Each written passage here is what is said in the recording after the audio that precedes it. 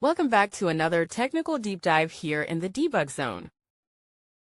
Today we're tackling a big question and breaking it down with us from other users. Hopefully this clears up some misconceptions and helps you get the answer you need. So buckle up, stay a little curious, and let's jump right in.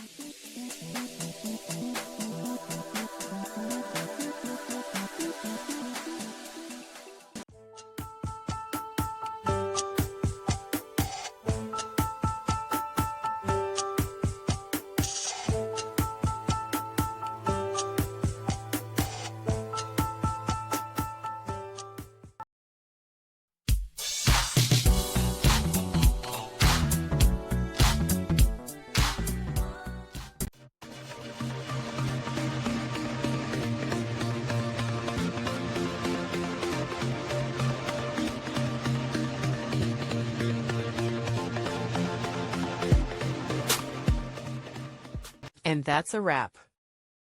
I hope you found the answer you were looking for. If you did, take a second to hit that subscribe button. It really helps out. And let me know in the comments which solution worked best for you.